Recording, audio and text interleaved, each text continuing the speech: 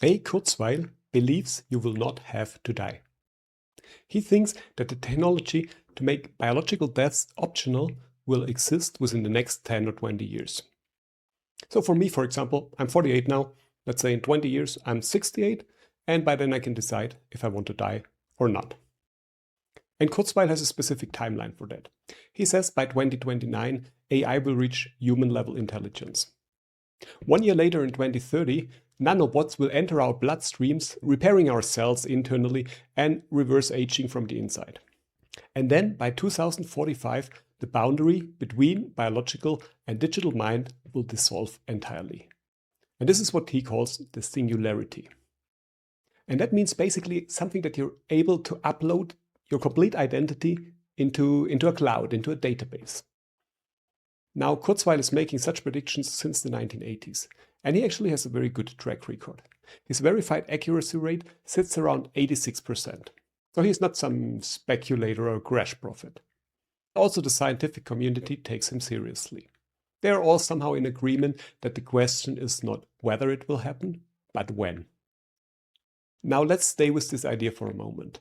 If he's right, even if he's only partially right, then sometime in the next 2 decades, in the next 20 years, the question of what to do with a human life changes in a way it has never changed before. Now, the question that's coming to your mind probably is that something positive or is it something scary? And I would actually like to know what you think, so please comment below. For me, this scenario brings up 2 questions. And both of them were actually beautifully addressed in a song that was written in 1986. The older ones of us will probably recognize the song immediately. The first question in the song goes like this. What is this thing that builds our dreams, yet slips away from us? The question behind that is, what is actually getting uploaded? Is it really our entire self, a complete human being? And this is not just a technical question, it's more a philosophical or even a religious question. The second question in the song, which is also the name of the song, is, who wants to live forever? And Kurzweil's answer to this question would be, well, everyone, of course, obviously.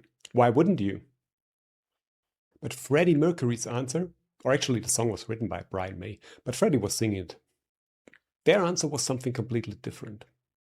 They understood something about being human that the entire tech and longevity discussion misses. Is this really what we want? Is living forever a desirable state? That's what we will try to answer in this video. In his latest book, The Singularity is Nearer, Ray Kurzweil describes something interesting. He explains how we will be able to preserve ourselves. And his solution is simple, just by uploading it. And by that, to continue our life forever. First of all, it's an ambitious thought and it seems to make sense, because in all human history, we tried to make our lives better. We invented medicine to stay more healthy, to make life more easy, and ultimately also to live longer. So we should take this approach seriously. But if we look a little bit deeper now, what is the assumption behind it? That our self is a pattern, similar to an algorithm, or at least depictable by one. And here it gets a bit uncomfortable. Is that really everything? Could our life be emulated by a program, by an application? And I don't want to argue here whether this is technically possible. I'm more interested in what it does to our self-perception, because this approach reveals something. I recognize something deeply human in it. And that is the desire to become a better version of ourselves without going through the difficulty and the work it usually requires. It's more like an update. We have a bug, we fix it. On the other hand, Queen made a completely different argument. Who Wants to Live Forever was written for the film Highlander. And the movie is about a man who is actually immortal. The problem is that the other people are not. And so he watches everyone he loves age and die while he remains unchanged. There's no time for us, there's no place for us, goes the song. And the main message, what the song carries in every note, is that love and meaning and urgency and presence, that all of that is inseparable from a finite life. We care about things because they end. We show up fully because time is limited. And the preciousness of this moment, is not despite its impermanence. It is because of it. Now, Kurzweil and also other engineers and scientists, they want to solve mortality. And that's their job. But Freddie Mercury understood that mortality is not the problem. It is actually the condition that makes everything else matter. If he scrolls through Twitter, the longevity trend is all over. But instead of how do we extend our lives, shouldn't we rather ask, what are we doing with the one we already have? How can we make it more meaningful? That question will always be relevant, no matter how long you live. Most of us have the problem to fill up our current lives with meaning. Assume for a moment you live 100 years longer. How do you fill them up? There is something I've noticed over 25 years of personal development work and 3 years in transformational coaching. Growth is not always growth. Sometimes growth can be avoidance. And it shows up in the planning, in the preparation, and in the organizing of things. Sometimes we're doing that because we're waiting for better conditions, or for more clarity, for the right time. In reality, it is an unwillingness to change. And I was the same. For many years I stayed in my job. I thought I couldn't quit because I needed the money and I had to feed the children, or if I would quit, we would sit on the street. What we are doing if we're avoiding in such a way is that we are constructing an idealized future self. And in this future self, in this future situation, everything is like we want to have it. More meaning and better jobs and more money and better relationships. And we relate to that future self as it already exists. Because of that, we're delaying decisions, we are avoiding confrontations, and we're not doing the actual work to become that person. Why? Because our future version will handle it better. So we're waiting for it. And you see, it's a hamster wheel. So let me share with you a question that I use with myself, but also with my clients when I sense such a behavior. If your life, as it is right now, with all its flaws, its unresolved and unfinished things, would continue like that forever, with no possibility of a better version of yourself arriving and saving you from it, exactly as you are right now. Could or would you say yes to it? Most people hesitate. They feel a resistance because they feel the gap between their current and their ideal version. They notice that the present self goes slightly unlived. Now, if we could live forever, do you think we could close this gap between the ideal version and the current version faster or slower? You're exactly right.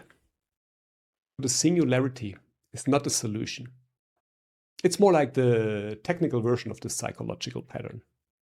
Because it promises to preserve who you are right now, and not who you might be or want to be or meant to be.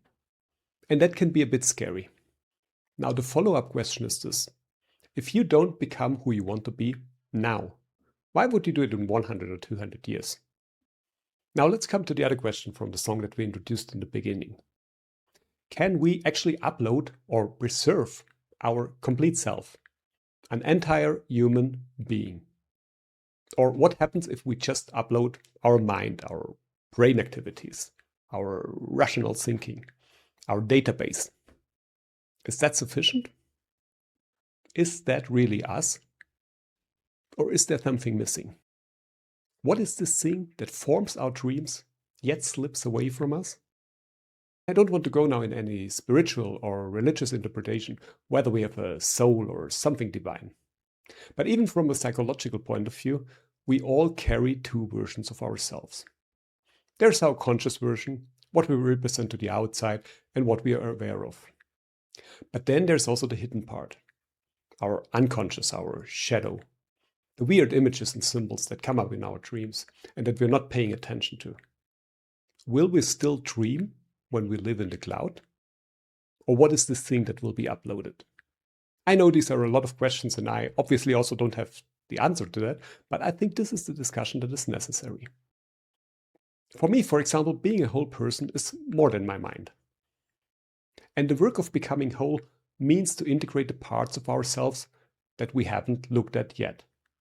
Not even to speak about our body, because I believe the body carries more knowledge and more life than our mind does. That would mean ultimately that we can only preserve some incomplete version of ourselves. Then what happens to this incomplete version? It will be locked in and frozen in its incompleteness forever. And from there we will have no possibility anymore to face and confront the things that could change it. If this doesn't make sense to you, you don't have to agree with me. But I would really like to hear your opinion on that. Because I feel that this discussion is urgent right now. So even if you think I'm a completely weird guy talking some nonsense here, comment below and let's start this discussion. Our human essence is exactly the encounter between who we are and who we are capable of becoming. Therefore, we need time, we need limitations in time, or limitations in general. And we also need the difficulty of our actual life. But that is what cognitive autonomy AI culture keeps offering to engineer away. But this is exactly what must not be surrendered. Take me, for example. I used to have a successful career, a beautiful life, a family, house, traveling all over the world. But I never was where I wanted to be. I was always waiting on something. I used my future version to avoid my present one. And that was good, right? Because I could delay the doubts and the contradiction I didn't want to face. And honestly, I still have this behavior today sometimes. But today I try to recognize it, to catch it, and ultimately to address it. Now, my goal here is not to paint some very dark scenario of the future and telling you that we all live as some zombies in the internet. But let me tell you what I actually believe, where I arrived to slowly after many iterations of thinking and feeling. What makes our lives real are never the easy things. They are the things that cost you everything. A difficult relationship, a hard work, maybe for some people a disease or misery, or difficult challenges in general. Because this is where you learn most about yourself. And such experiences can't be produced by intelligence, because they're not rationally. They require everything. They require your feelings, your body, your sensations. These are the moments or the phases where you're fully and completely in your life, in the current moment, and you're not managing it from a comfortable distance. Let's remember quickly Freddie Mercury's story. He died at 45. The song we're talking about, Who Wants to Live Forever, he wrote, I think, 6 years early in 1986. He sang this song 1 year before he got his diagnosis. But if you see Freddie singing this song, if you see his passion and the aliveness and the presence he put into this song, I think this is like a very strong vision of what will happen to him, and that actually that is his destiny. And I'm still getting goosebumps when I'm thinking about that. So Freddie unfortunately died early, but his idea, his vision, his song, his voice continues to live forever. Now, don't get me wrong. Of course, it's great to be healthy and have a long life. But the focus should be on depth. And depth is not produced by duration. Actually, quite the opposite. Depth is produced by presence. So what I want you to stay with is this. Don't wait for a better version of yourself. Even not if you could live forever. And you know what excites me most about the times we're living in right now? It is the first time in human history where the question, what is irreducibly human, is not abstract. Actually, it's getting very urgent right now. Because AI is taking over more and more of what we thought only humans can do. And this narrowing down is going to force clarity. Something that comfort can't. We are going to have to know who and what we are. And I mean both on a civilizational, on a societal scale, but also each of us on a very individual level. This is why we need this discussion. Let me know what you think, how we can protect our human essence below in the comments. The people who will have the richest lives in the next 20 years will be the ones who stay close and stay true to their experiences. The ones who are willing to get changed by what they went through. And our human essence is not in danger from technology, but by our own lethargy, by us giving up. The only way out is get active. And that matters more than you think. So Kurzweil is probably right about the technology. Maybe there will be changes in the timeline or the details, and there are also other great and smart people that predicted a little bit differently, but the direction is very clear. And this direction will produce a new psychological reality. But the task is the same as it has always been. Become who you are and live your life. That's the way of individuation. And to be honest, I don't have it figured out completely. There are just too many variables and uncertain factors right now. But that's okay. I don't treat it anymore as a sign that I'm not ready. This is just a pattern, and pattern can change. Freddie Mercury knew it. What is this thing that forms our dreams, yet slips away from us? Say yes to the life you're already in. If you want to understand better what's holding you back right now, I recommend you do the archetype test on our website. You'll find the link below. And if you want to continue this discussion, and I would love to hear from you and love to hear your insights, subscribe and comment below. See you in the next video.